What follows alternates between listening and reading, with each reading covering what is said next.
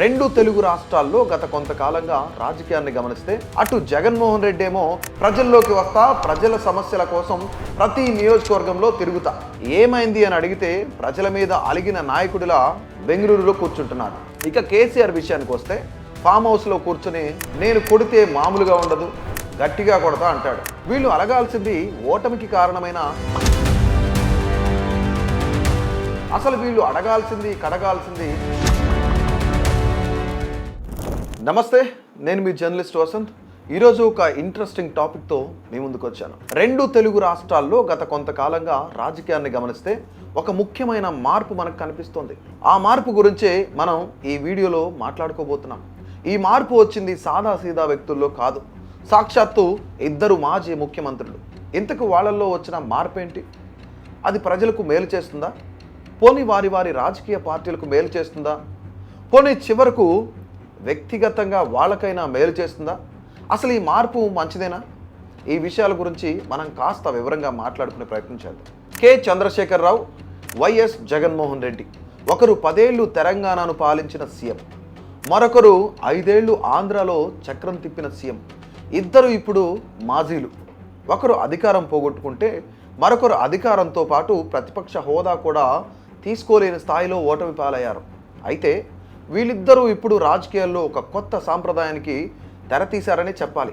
అధికారం పోయిన తర్వాత వీళ్ళిద్దరిలో వచ్చిన మార్పును గమనిస్తే మనకు ఆ కొత్త సాంప్రదాయం ఏంటో అర్థమవుతుంది.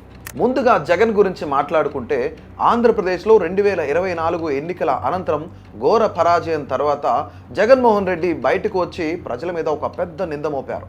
ఆ రోజు ఎన్నికల ఫలితాల తర్వాత జగన్ ఏం మాట్లాడారో ఒక్కసారి విందాం. అమ్మఒడి అందుకున్న 53 లక్షల మంది తల్లులకు మంచి చేసిన తాపత్రయపడుతూ అడుగులు వేసాం. మరి అక్క చెల్లెమ్మల ఓట్లు ఏమయ్యాయో తెలియదు. 66 లక్షల మంది అవ్వాతాతలకు, వితంతులకు, వికలాంగులకు గతంలో ఎప్పుడు జరగని విధంగా మంచి చేసాం. ఆ అవ్వాతాతలు చూపిన ఆప్యాయత ఏమైందో కూడా తెలియడం లేదు. అక్క చెల్లెమ్మల ఓట్లు ఏమైపోయాయో, అవ్వా తాతల ఓట్లు ఎక్కడికి పోయాయో అంటూ ప్రజలేదో మోసం చేసినట్లుగా చెబుతూనే ప్రజల ఓట్లు ఎక్కడికి పోయాయో అంటూ ఒక అనుమానాన్ని కూడా వ్యక్తం చేశారు జగన్. ఇక అంతకంటే ముందే తెలంగాణ ఎన్నికల్లో ఓటమి పాలైన కేసీఆర్ గురించి మాట్లాడుకుంటే ఆయన అసలు ఫలితాల తర్వాత ప్రజలకు ముఖమే చూపించలేదు. కనీసం ప్రజా తీర్పును గౌరవిస్తున్నానంటూ ఒక్క స్టేట్మెంట్ కూడా ఇవ్వలేదు. ఎందుకలా అని అడిగితే వాళ్ళ పార్టీ నాయకులు మాట్లాడుతూ ఆయన కావాలనే బయటికి రావడం లేదని, కాంగ్రెస్ ప్రభుత్వానికి 1 సంవత్సరం సమయం ఇచ్చారని, ఆ తర్వాత ఉతికి ఆరేస్తారని కవర్ చేశారు. సంవత్సరం అయిపోయి చాన్నాళ్ళైంది, కానీ ఇంతవరకు ఆయన మాత్రం బయటకు రాలేదు. అసలు ఈ స్టోరీ అంతా ఎందుకంటే తెలుగు రాష్ట్రాల్లో మన మాజీ ముఖ్యమంత్రులు ఇద్దరులో ఒకరేమో ప్రజాగొంతుకగా పనిచేస్తాం, ప్రభుత్వాన్ని ప్రశ్నిస్తాం అంటారు. మరొకరేమో తెలంగాణ బలం, తెలంగాణ గలం అంటారు. వీరిద్దరూ అన్న దాంట్లో ఏ ఒక్కటి చేయరు. అటు జగన్మోహన్ రెడ్డి ఏమో ప్రజల్లోకి వస్తా ప్రజల సమస్యల కోసం ప్రతి నియోజకవర్గంలో తిరుగుతా ప్రజా పరామర్శ యాత్ర చేస్తా అన్నారు. కానీ ఇంతవరకు ఆ యాత్ర మొదలుపెట్టే దాఖలాలు కనిపించలేదు.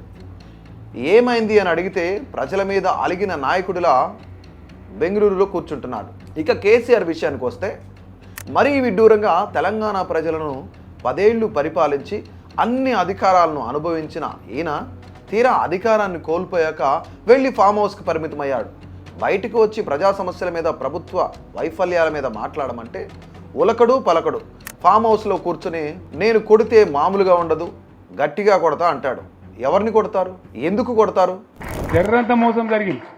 ఆ జర్రంత మోసానికి ఇవాళ ఓడోడిగా ఉనుక మీద రోకలనే దుంకులాడుతుంటు. సరే, నేను గంభీరంగా మౌనంగా చూస్తున్నా. నేను కొడితే వట్టి కొట్టు నాకు అలవాట్లేదు కదా. నేను వెళ్ళినా అంటే మళ్ళీ భూకంపం పుట్టాలిగా. అక్కడ జగన్కు 11 సీట్లు ఇచ్చి అసెంబ్లీకి వెళ్ళి ప్రజల తరఫున మాట్లాడమంటే నాకు ప్రతిపక్ష హోదా లేదు అంటారు. ఇక్కడ కావాల్సిన హోదా ఇస్తే ఈయనేమో ఫామ్ హౌస్లో కూర్చొని వాడిని కొడతా వీడిని కొడతా అంటారు. అధికారం ఇచ్చినప్పుడు బాగానే అనుభవించి ఈ మాజీలు ఇప్పుడు అదే ప్రజలు ప్రతిపక్షంలో కూర్చోబెట్టేసరికి వారిపై అలగడం ఆశ్చర్యాన్ని కలిగిస్తుంది. ఇది నిజంగానే రాజకీయాల్లో నయా ట్రెండ్ అని చెప్పుకోవాలి. నిజానికి అసలు వీళ్ళు ఎవరి మీద అలగాలి, ఎవరి మీద కోప్పడాలి? అధికారం ఇస్తేనే ప్రజల, అధికారం ఇవ్వకపోతే ప్రజలు మీకు విరోధులు అయిపోతారా? వీళ్ళు అలగాల్సింది ఓటమికి కారణమైన వీళ్ళ సొంత కోటరీ మీద, వీళ్ళను తప్పుదో పట్టించిన సొంత వ్యవస్థల మీద.